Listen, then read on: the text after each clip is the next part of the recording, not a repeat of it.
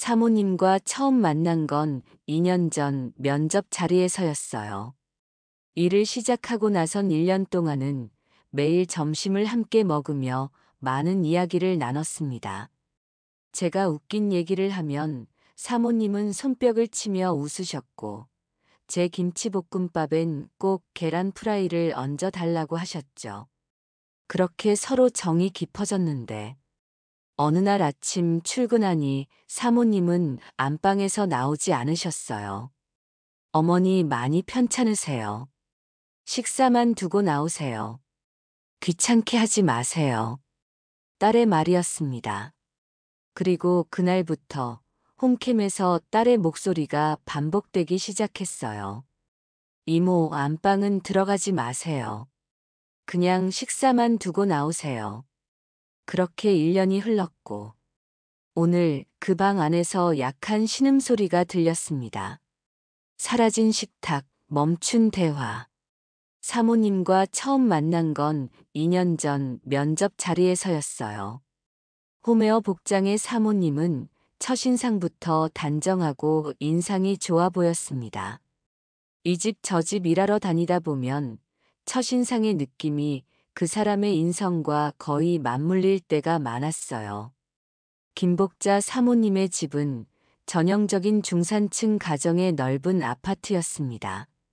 창가에 놓인 작은 화분들, 조명이 은은한 거실, 그리고 정갈하게 정리된 주방까지 모든 것이 정돈되어 있었어요. 사모님은 70이 넘으셨지만 푸른 홈웨어를 입고 맑은 표정으로 저를 맞아주셨죠. 딸이랑 둘이 사는데 깔끔한 분이 와주셨으면 좋겠어요. 목소리는 또렷했고 무엇보다 표정이 따뜻했습니다. 그날 이후로 저는 이 집에서 출퇴근을 하며 일하게 됐고 처음 1년은 정말 행복했어요. 사모님은 점심시간이 되면 꼭 식탁에 앉아 저를 기다리셨습니다. 오늘 반찬은 뭐예요? 어머, 이 멸치볶음은 어쩜 이렇게 바삭해요?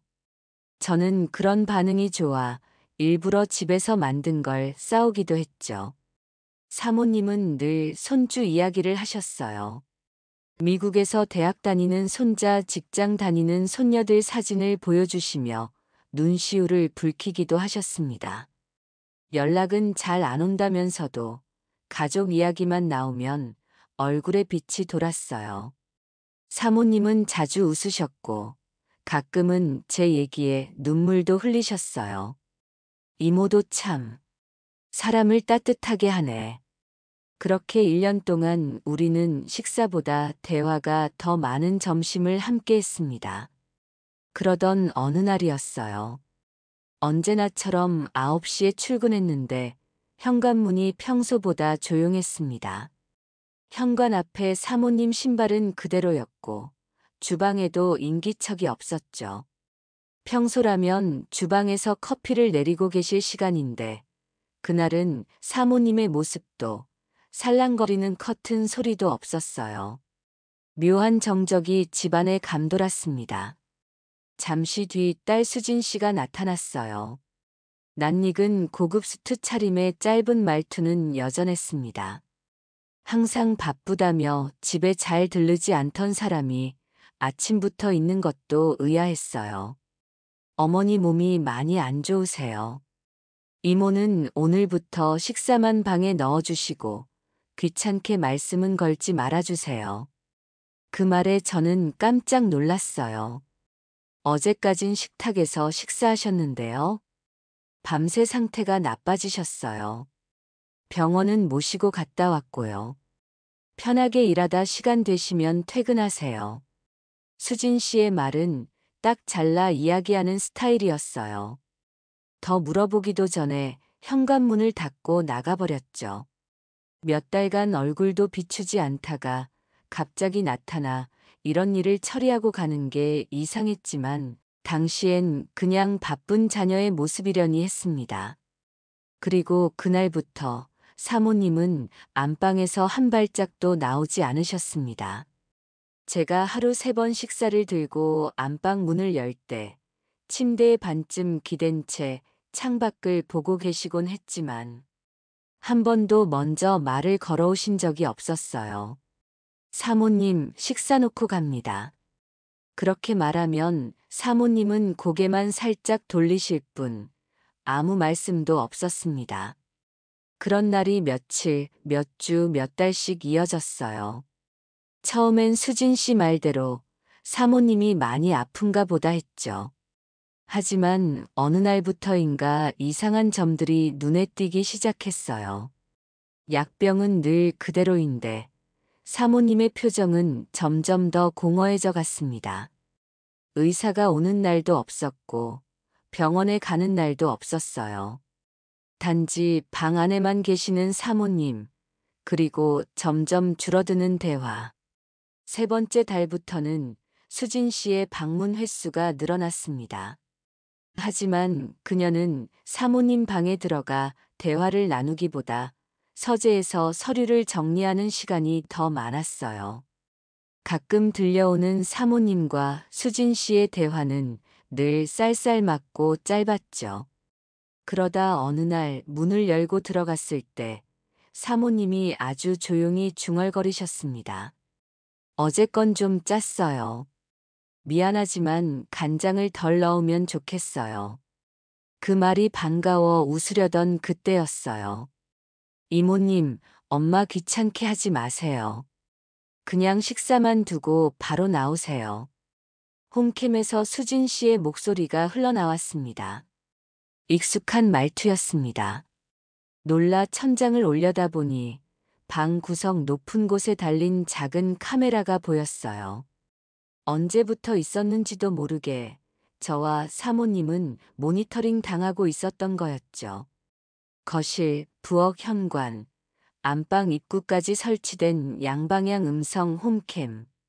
그 앞에서 저는 감시당하는 존재였고 사모님은 명령으로 가려진 존재가 되어갔죠. 그렇게 1년이 흘렀습니다. 사모님은 마치 존재하지만 없는 사람이 되어버렸어요. 그날까지는요. 그날은 평소와 조금 달랐습니다.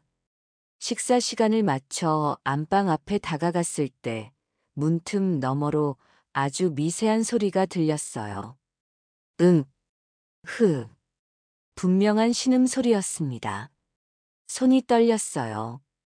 방에 들어가면 또 뭐라고 하겠지. 그런 생각을 하며 손잡이를 조심스럽게 눌렀습니다. 그리고 문을 열자 저는 사모님이 저를 똑바로 바라보고 있는 걸 처음으로 마주했어요. 1년 만에 보는 사모님의 정신이 깃든 눈동자였습니다. 그동안의 공허함이 사라지고 간절함이 가득했어요. 창백한 얼굴, 말라버린 양팔, 그리고 너무 깊게 패인 골은 그동안의 고통을 말해주고 있었습니다. 사모님은 손가락으로 옆 테이블 위의 성경책을 가리켰습니다. 잠언 31장. 그 말에 저는 성경책을 열었어요. 책갈피처럼 꽂혀있던 종이 한 장이 손에 닿았습니다. 종이엔 삐뚤고 가느다란 글씨로 이렇게 적혀 있었습니다. 식구들 몰래 날 좀 빼다오. 이 방에서 나가지 못하게 해요. 죽을지도 몰라요. 그 순간 저도 사모님도 숨을 죽인 채 서로를 바라봤습니다. 거실에선 홈캠 화면이 여전히 깜빡이고 있었고 저는 그 방에서 나오는 걸 한참 동안 잊고 서 있었어요. 음모의 실마리. 쪽지를 본 순간 머리가 띵해졌습니다. 사모님 상황이 이 정도인 걸까? 방 안의 사모님은 눈빛이 또렷했어요. 입술은 말라 있었고 손가락엔 힘이 없었지만 정신은 선명해 보였습니다. 그래, 이건 단순한 병간호가 아니었어요. 그동안 감시 카메라, 갑자기 단절된 외부 접촉, 점점 줄어든 음식량. 모든 것이 의심스러웠지만 이제야 퍼즐이 맞춰지는 느낌이었어요. 그 순간 문 쪽에서 삐걱 소리가 났습니다. 저는 본능적으로 성경책을 닫고 뒤돌아섰어요. 문은 열리지 않았고 복도 CCTV에 빨간 불빛이 다시 켜진 걸 보았습니다. 꺼졌던 홈캠이 다시 작동을 시작한 겁니다. 이모, 식사는 잘 놔드렸죠?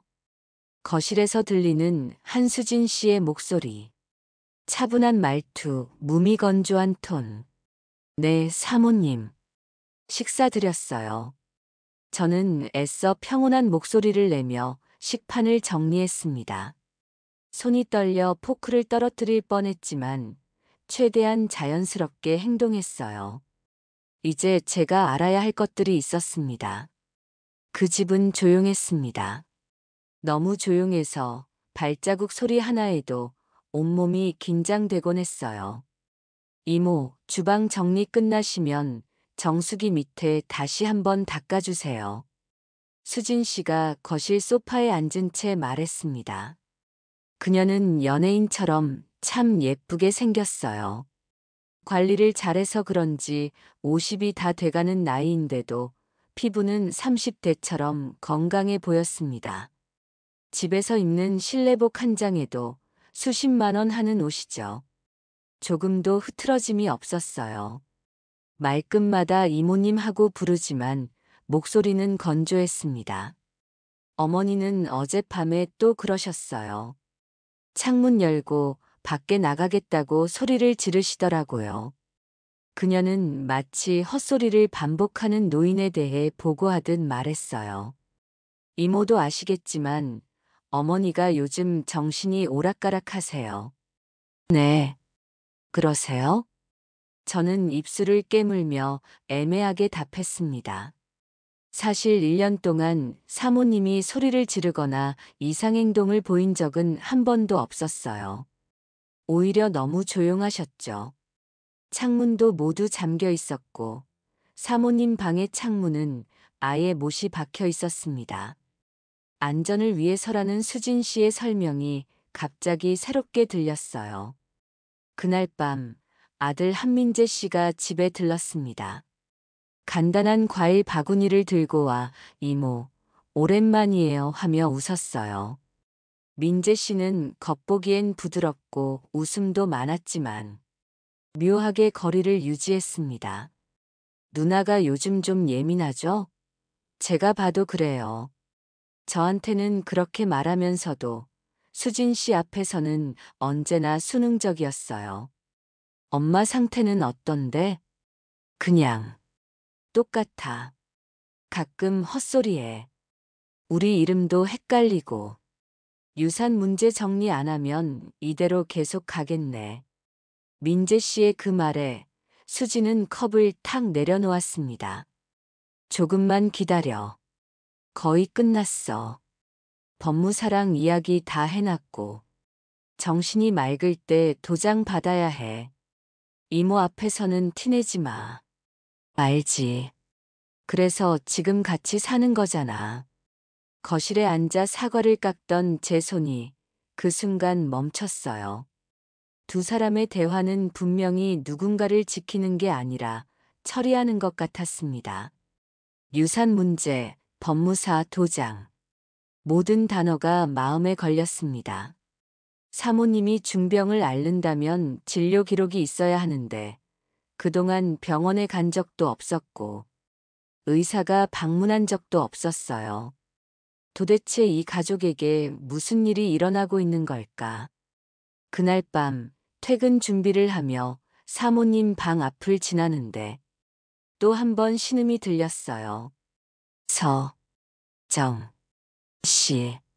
거의 들리지 않는 목소리였지만 사모님은 분명 제 이름을 부르셨습니다. 저는 그 순간 그냥 나올 수 없었어요. 문을 열자 사모님이 눈으로 저를 붙잡았습니다. 살려줘요.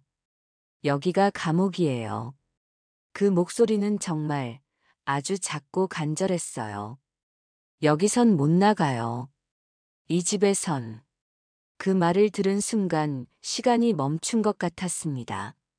창문도 열리지 않고 식사도 제한되고 가사 도우미마저 접근이 통제되는 상황. 이건 단순한 노인성 질환 관리가 아닌 계획적인 무언가였어요. 그날 저는 결심했습니다. 사모님을 이 집에서 데려나가야겠다. 어떤 일이 있어도 반드시. 저는 퇴근하려고 사과를 테이블에 조심스레 올려두고 안방 문 앞을 한 번 더 확인한 뒤 작은 방에 들어가 옷을 갈아입었어요.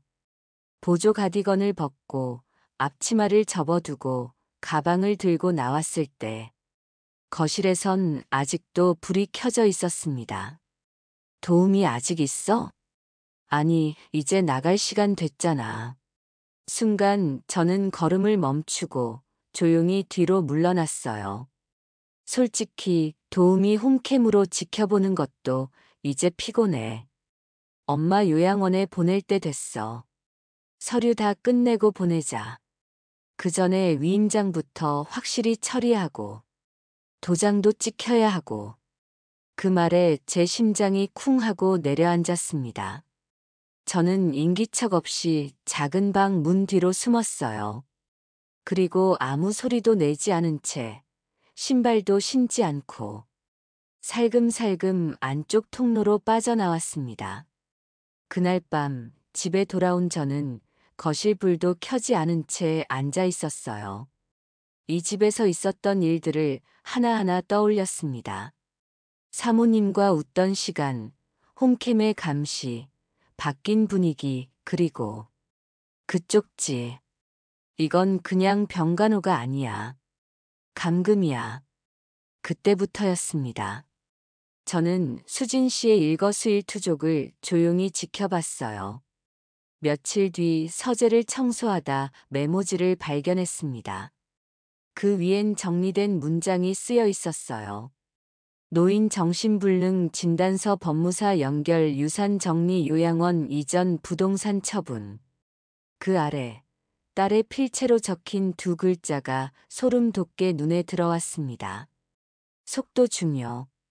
아마 내가 그때 발견하지 않았다면 사모님은 진짜로 미친 노인으로 기록된 채 자녀들의 계획에 따라 모든 재산을 빼앗기고 어딘가에 처박혔을 거예요.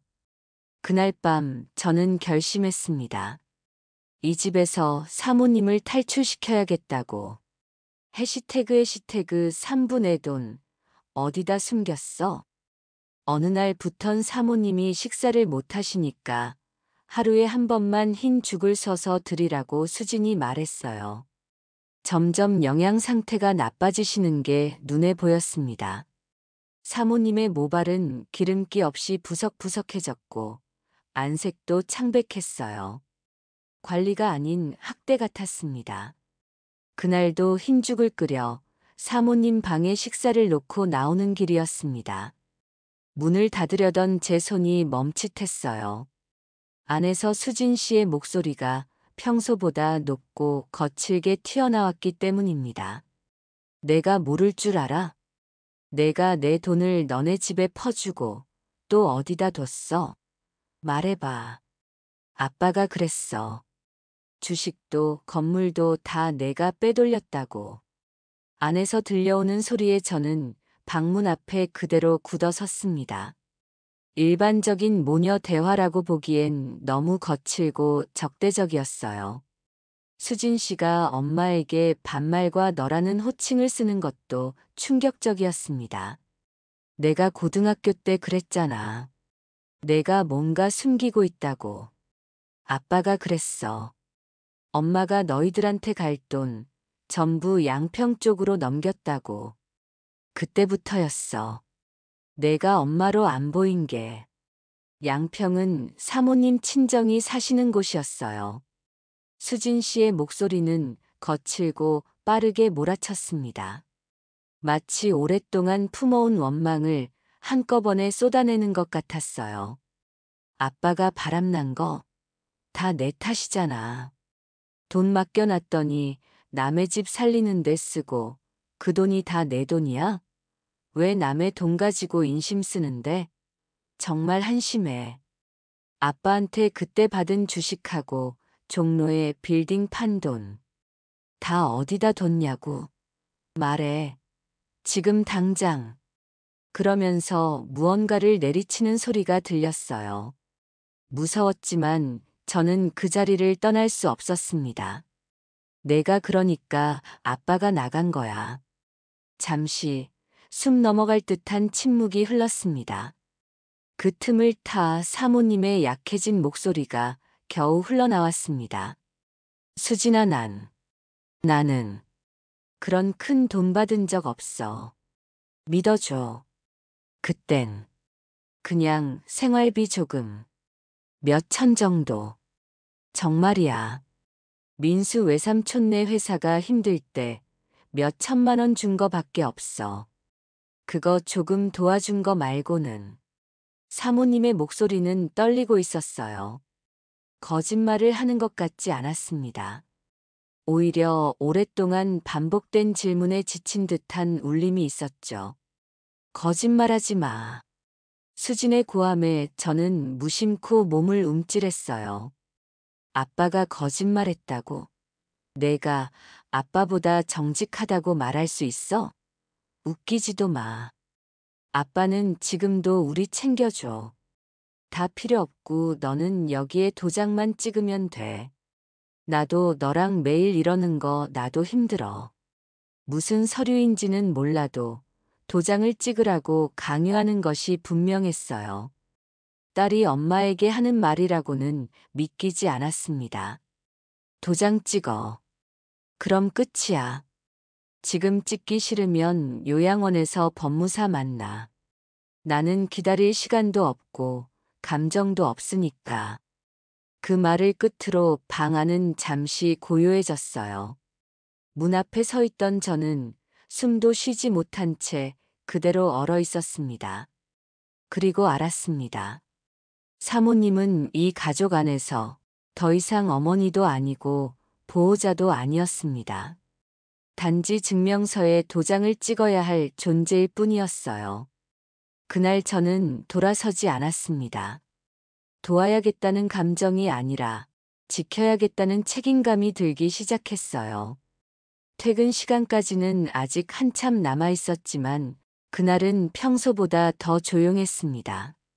수진 씨는 오전 내내 외출 중이었고 아들 민재 씨는 어젯밤 잠깐 다녀간 뒤 다시 연락이 없었어요. 이 집은 기회라기보다 시간이 정지된 틈처럼 느껴졌습니다. 전 그 기회를 기다리고 있었죠. 며칠 전 이미 변호사와 상담을 마친 뒤였습니다.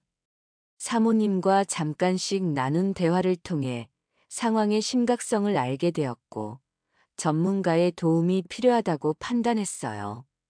변호사 사무실은 생각보다 작은 사무실이었지만 벽에 걸린 증서들과 정돈된 책상은 믿음직스러웠습니다. 변호사는 제 이야기를 끝까지 경청한 후 심각한 표정으로 말했어요. 도움을 드릴 수 있습니다. 하지만 윤서정 씨, 감정적으로 움직이시면 법적으로 역공격을 당할 수 있어요. 서정은 고개를 숙인 채 조용히 대답했어요. 사모님이요. 제게 쪽지를 남기셨어요. 식구들 몰래 나 좀 빼다오. 이 방에서 못 나가게 해.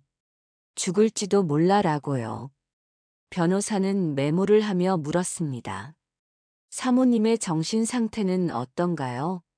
실제로 치매나 정신질환 증상이 있나요? 전혀요. 오히려 너무 또렷하세요. 가끔 불안해하시고 체념한 듯 보이시지만 헛소리를 하시거나 혼란스러운 모습은 단 한 번도 본 적 없어요. 그렇다면 더더욱 이건 보호자 권한의 남용이고 감금입니다. 변호사는 단호하게 말했어요. 사모님이 도우미에게 구조 요청을 했고 그 도우미가 병원 진단을 위한 외출을 시도한 상황이라면 그건 법적으로 정상적인 인도 행위에 해당됩니다. 가장 중요한 건 외출 동기가 강제가 아니라는 점이에요. 제가 모시고 나가도 되나요? 그럼요. 사모님이 동의하셨고 인지 능력이 명확하다면 경찰도 개입할 수 있습니다. 병원에서 진단서 한 장만 받아오세요. 그걸 들고 경찰서로 가면 이제부터는 사실관계로 싸울 수 있어요. 그날 상담 후 나오며 제 어깨가 무거워졌습니다. 사모님을 구해야 한다는 사명감, 그리고 그 과정에서 발생할 수 있는 위험. 모든 것이 제게 달려 있었어요. 다음 날 출근해 보니 수진이 없었습니다. 이건 기회였어요. 사모님 방 앞에서 가볍게 노크를 했습니다. 사모님 준비되셨어요? 사모님은 말없이 고개를 끄덕였습니다. 눈빛에 두려움이 서려 있었지만 결심한 듯한 강인함도 보였어요. 걱정하지 마세요. 이건 저 혼자 정한 게 아니에요. 법적으로도 의학적으로도 사모님 편에 설 수 있도록 준비해 왔어요.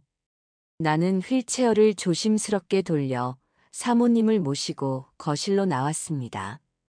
1년간 방에만 계셔서 다리 근력이 거의 사라져버린 상태였어요. 혼자 서는 걸을 수조차 없었습니다. 세탁기를 돌려두어 물소리가 크게 났고 현관 앞에는 세탁 바구니를 일부러 엎어두었어요. 누가 홈캠을 본다면 평소처럼 청소 중인 모습처럼 보일 겁니다. 현관문이 탁 하고 열리고 그 문턱을 사모님의 바퀴가 넘었어요. 사모님의 손이 떨리고 있었지만 눈빛만은 또렷했습니다. 마치 오랜 감옥에서 벗어나는 듯한 긴장과 희망이 뒤섞인 표정이었어요. 계단 아래 택시가 조용히 서 있었습니다. 택시 기사님은 미리 상황을 간략히 설명해 둔 상태였어요. 그는 고개를 끄덕이며 트렁크를 열어 휠체어를 싣는 것을 도와주었습니다. 그렇게 우리는 1년간의 감금 생활을 뒤로하고 새로운 싸움을 향해 출발했습니다. 그리고 우린 변호사 사무실로 향했습니다. 사모님을 휠체어에 태운 채 변호사 사무실에 도착했을 때 사무실 직원이 놀란 듯 일어섰습니다. 서정은 조용히 말했어요. 미리 예약했어요. 윤서정입니다. 사모님과 동행했어요. 사모님은 숨을 고르며 의자에 앉았습니다. 오랫동안 방에만 갇혀 계셔서 다리 근력이 모두 빠져 혼자서는 일어서기조차 힘든 상태였어요. 병원에서 진단 결과 심각한 영양실조와 근육 위축 상태였습니다.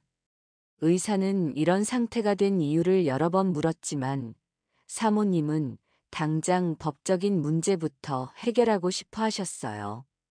변호사는 조심스럽게 물었습니다. 성함과 연세, 오늘 날짜 아시겠어요? 사모님은 천천히, 그러나 또박또박 대답했어요. 김복자 72. 오늘은 수요일 4월 24일입니다. 지금 이 자리에 오신 이유는 무엇인가요? 제 자식들이 절 감금하고 도장을 찍으라며 협박합니다. 죽기 전에 유산 정리를 하라며 제가 언제 죽을지, 누구 이름으로 집을 넘겨야 할지 그것만 생각해요. 변호사는 고개를 끄덕였습니다. 정신 명료하시고 진술도 일관성 있습니다. 병원에서 간단한 진단서만 발급받으면 곧장 경찰서로 가도 됩니다. 1시간 뒤 인근 병원. 사모님은 간단한 진료와 면담을 마치고 정신인지 명료, 본인 진술 명확이라는 진단서를 발급받았어요. 의사는 추가로 영양 상태 불량과 신체 활동 제한으로 인한 근육 위축 진단서도 함께 작성해 주었습니다. 이 모든 자료가 중요한 증거가 될 것이었어요. 그리고 마침내 서정과 사모님은 경찰서 문을 조용히 열고 들어섰습니다. 경찰서의 차가운 조명 아래 사모님의 얼굴은 창백했지만 눈빛만은 결연했어요. 경찰은 빠르게 상황을 파악하고 자녀들에게 연락했습니다. 2시간 후 수진과 민재가 황급히 경찰서에 도착했어요. 어머니, 도대체 여긴 왜 오신 거예요? 누나, 이게 무슨 일이야? 그냥 도장 하나면 끝날 일을 왜 이렇게 키워? 경찰 조사실 안 딸 수진과 아들 민재는 분노와 당혹이 뒤섞인 얼굴로 서정과 사모님을 번갈아 바라보았습니다. 두 사람 모두 고급스러운 의상과 태도로 경찰에게 좋은 인상을 주려 애쓰는 모습이었어요. 지금 뭐 하시는 거예요? 가정부 하나 믿고 집 나간 것도 모자라. 이제 고소까지 하신다고요? 도대체 우리가 뭘 그렇게 잘못했는데요? 엄마 위해서 요양원도 알아보고 미리 정리해서 불편하지 않게 하려던 건데. 그들의 말투는 정중했지만 눈빛에는 분노가 서려 있었어요. 특히 수진 씨는 서정을 쳐다보는 시선이 날카로웠습니다. 그 말에 사모님은 아주 천천히 고개를 들었어요. 지금까지의 침묵을 깨고 처음으로 자신의 목소리를 내기 시작했습니다. 그래. 너희들이 하려던 일 이모가 다 들었어. 문틈에서 서정이가 식당 옆방에서 화장실 앞에서 너희들이 날 뭐라고 불렀는지 다 들었다. 사모님의 목소리는 약했지만 또렷했어요. 오랫동안 참아온 울분이 한 번에 터져나오는 듯 했습니다. 도장만 찍으면 끝난다. 돈이나 정리하자. 너 내 엄마 아냐. 외할머니네 돈이나 챙기던 여자. 수진의 얼굴이 순간 창백해졌습니다. 자신의 말이 그대로 되돌아오는 것에 당황한 듯 했어요. 나는 그날부터 엄마가 아니었어. 돈이 모자라면 미쳤고 돈을 쓰면 도둑년이었지. 어떤 집에서 이런 말을 자식들한테 듣고 사는 집이 있는지. 그래서 말하는데 이젠 나도 너희들을 내 자식으로 인정하지 못하겠다. 남보다도 못한 사이가 됐네. 사모님의 목소리가 점점 높아졌어요. 평소에는 볼 수 없었던 강인함이 느껴졌습니다. 엄마, 어머니, 제발 진정 좀 해요. 두 자녀는 동시에 외쳤지만 사모님은 멈추지 않았습니다. 마치 오랫동안 가슴에 담아두었던 말들이 모두 쏟아져 나오는 듯 했어요. 내가 너희 키우느라 다 줬어. 학원, 과외, 유학, 결혼, 이혼, 집장만. 그거 다 내가 안 했다고 말할 수 있니? 그런데 지금은 뭐. 하지만 너희는 날 죽이려고 했지. 목소리로, 말로, 돈으로. 경찰이 조용히 입을 열었어요. 피해자 진술과 병원 진단서, 그리고 홈캠 영상 일부와 증언 내용이 일치합니다. 가정 내 경제적 협박 및 정신적 학대 혐의로 1차 조사가 필요합니다. 수진이 벌떡 일어나 외쳤습니다. 이모가 시킨 거예요. 저 여자 엄마 꼬드긴 거라고요. 서정은 말없이 사모님 쪽으로 몸을 틀며 답했어요. 꼬드긴 게 아니라 지켜드린 겁니다. 수진은 마지막까지 발버둥 쳤지만 홈캠에 녹화된 자신의 목소리와 행동들이 모두 증거로 남아있다는 사실을 모르고 있었습니다. 변호사는 이미 그 영상들을 확보한 상태였어요. 며칠 후 사모님은 변호사 사무실을 다시 찾았습니다. 푸른 봄 하늘 아래 사모님의 얼굴에는 생기가 돌아오기 시작했어요. 제가 가진 재산, 이제 이 아이들한테 남기지 않겠어요. 위임장도 변경해 주세요. 앞으로 저의 법적 보호자는 서정 씨입니다. 변호사는 고개를 끄덕이며 서류를 정리했습니다. 사모님은 담담히 말했어요. 가족은 같이 살았다고 되는 게 아니더군요. 사람답게 대해주는 사람이 결국 가족인 거였어요. 그 말에 서정은 고개를 숙였습니다. 자신이 해야 할 일을 그저 했을 뿐인데 이렇게 큰 신뢰를 받게 되어 마음이 무거웠어요. 시골의 작은 단독주택. 마당엔 채송화가 피어 있고 작은 텃밭에 사모님이 모종을 심고 있었어요. 처음엔 걷지도 못했지만 이제는 조금씩 근력이 돌아와 짧은 거리는 천천히 걸을 수 있게 되었습니다. 재활 치료를 꾸준히 받고 햇빛과 신선한 공기 속에서 생활하면서 몸도 마음도 건강해지셨어요. 서정은 그 옆에 쪼그려 앉아 흙을 덜어내며 조용히 물었어요. 사모님, 이젠 좀 괜찮으세요? 사모님은 미소 지으며 대답했습니다. 응, 괜찮아. 이제는 정말 숨 쉬는 기분이야. 살아있는 느낌 처음이야. 고요한 시골집, 바람에 흔들리는 채송화, 그리고 사모님의 평온한 미소. 이제 이곳에서는 누구도 사모님을 가두지 않습니다. 오직 자유와 존중만이 흐르고 있었어요. 며칠 후 경찰은 김복자 씨의 자녀인 수진, 민재를 정식 입건했어요. 정신적 학대, 재산 강요, 인신 감금 시도, 그리고 사모님의 명의로 위임장을 받아내려 했던 문서 강요 혐의까지. 입건된 혐의만 3가지였습니다. 자녀들은 법정에서 끝까지 엄마를 위한 보호 조치였다고 주장했어요. 수지는 특히 어머니의 정신 상태가 불안정했다는 주장을 굽히지 않았지만 병원의 진단서와 의사의 증언이 이를 완전히 부정했습니다. 홈캠 영상은 결정적 증거였어요. 특히 수진이 사모님에게 위협적인 말투로 도장을 강요하는 장면들은 재판부에 깊은 인상을 남겼습니다. 자녀들은 모두 엄마가 정신이 오락가락해서 보호 차원이었다고 주장했지만 병원 진단서와 사모님의 일관된 진술, 그리고 홈캠 속 정황이 모든 걸 뒤집었어요. 수지는 집행유예 2년, 벌금 300만 원형이 선고됐고 민재는 방조제로 기소유예 처분을 받았습니다. 경찰 조사 내내 두 사람은 엄마한테 미안하다는 말 대신 도우미가 불을 질렀다고 말했어요. 끝까지 자신들의 잘못을 인정하지 않았죠. 하지만 재판장은 두 사람의 변명을 모두 기각했습니다. 특히 법정에서 사모님이 직접 증언한 내용은 모든 사람의 마음을 울렸어요.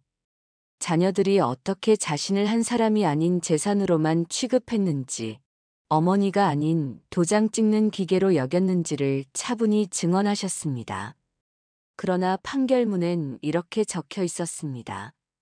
피해자는 혼란한 노년의 시기, 보호받아야 할 존재였다. 하지만 가족은 돌봄이 아닌 통제와 강요로 일관했고 가장 가까운 존재였기에 더 깊은 상처를 남겼다. 강유정 판사는 말했습니다. 노인학대는 단순한 폭력뿐만 아니라 정서적, 경제적 학대도 포함합니다. 피고인들은 자신들의 편의와 이익을 위해 어머니의 자유와 존엄성을 침해했습니다. 이는 가족 간의 사랑과 신뢰를 완전히 저버린 행위입니다. 사모님은 형사재판과 별개로 민사소송도 진행하셨어요. 자녀들이 사모님의 재산을 불법적으로 처분하려 했던 시도들이 모두 증거로 제출되었습니다. 김복자 씨는 변호사의 조력으로 자녀들이 미리 빼돌린 금융상품 일부와 사모님 명의로 작성하려 했던 유산 포기각서의 초안을 근거로 민사소송을 병행했어요. 결과는 사모님 일부 승소, 수진 명의로 이미 정리 중이던 상가 건물 일부는 법원의 가처분으로 사모님 명의로 회복되었고 모든 유산은 사모님 생존 중 임의 처분 가능한 것으로 확정되었습니다. 어머니 재산이니 당연히 우리가 관리해야 한다는 자녀들의 주장은 철저히 기각되었어요. 판사는 부모의 재산은 자녀의 당연한 권리가 아니며 부모 생전에는 온전히 부모의 의사에 따라 처분될 수 있다고 판결했습니다. 법원은 사모님이 서정을 법적 보호인으로 지목한 점, 서정이 사모님의 고발과 구조에 실질적으로 관여했던 점 등을 들어 자녀들을 정서적 위협 요인으로 판단했어요. 윤서정은 정식으로 사모님의 후견인 겸 보호인으로 지정되었습니다. 서정은 그저 조용히 말했어요. 제가 해드릴 수 있는 일은 지금이라도 곁에 있어 드리는 것뿐이에요. 그것만으로도 괜찮으시다면 저는 더할 나위 없어요. 서정은 단순히 일자리를 잃지 않기 위해서가 아니라 진심으로 사모님을 보호하고 싶었어요. 함께한 시간 동안 사모님이 보여주신 따뜻함과 지혜를 잊을 수 없었습니다. 이제는 그 따뜻함을 다시 돌려드릴 차례였죠. 사모님은 새로 이사한 단층 주택에서 작은 화단을 가꾸며 살아가고 있습니다.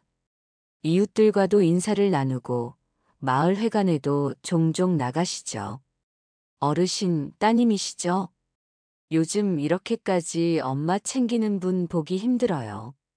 누군가 물으면 서정은 그냥 웃습니다.